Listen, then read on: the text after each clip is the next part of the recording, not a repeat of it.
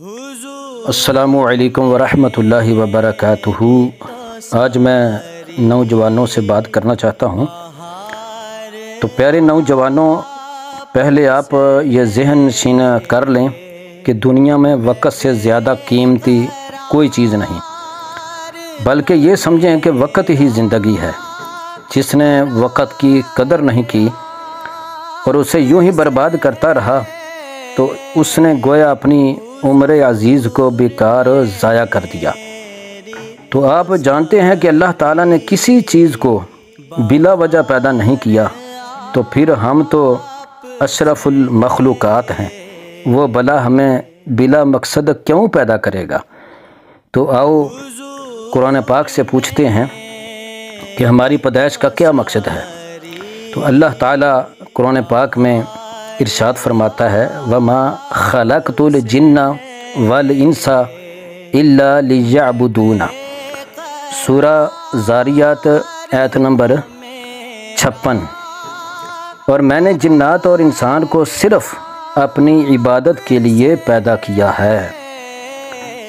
तो जब आप अपनी पैदाइश का मकसद मालूम कर लेंगे तो हमें कभी भी अपने मकसद से गाफिल और बेनियाज़ नहीं होना चाहिए, क्योंकि इस दुनिया में जिन लोगों ने अपने मकसद को पेश नज़र रखा वो यहाँ से कामयाब सुरखरू होकर गए, और यकीनन आखिरत में भी वो खुश अंजाम होंगे।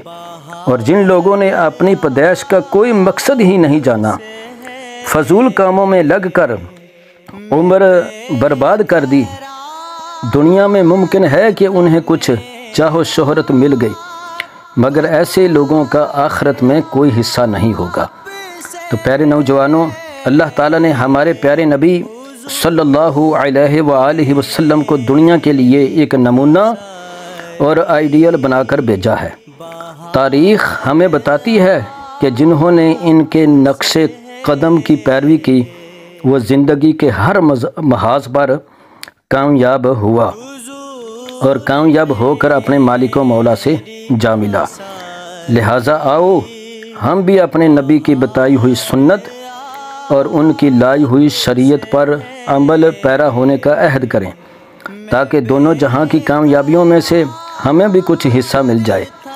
क्योंकि कामयाबी की हर खैरात मुस्तफ़ा सल्लल्लाहु अलैहि वसल्लम की दहलीज़ ही से तकसीम होती है। तो प्यारे नौजवानों, तुम ज़िंदगी के जिस मोड़ पर खड़े हो वो बड़ा ही नाजुक मोड़ है। आदतें वही से बनती और बिगड़ती हैं। अखलाकी तरबियत का ये तोहफ़ा मैं इसीलिए पेश कर रहा हूँ ताकि एक काबिल रश्क ज़िंदगी की तमीर में आप इससे कुछ रोशनी हासिल कर सकें। तो मेरी दुआएं आपके साथ हैं। अल्लाह अज़्ज़ा वजल आपको सदा खुश रखे और एक अच्छा इंसान बनाए।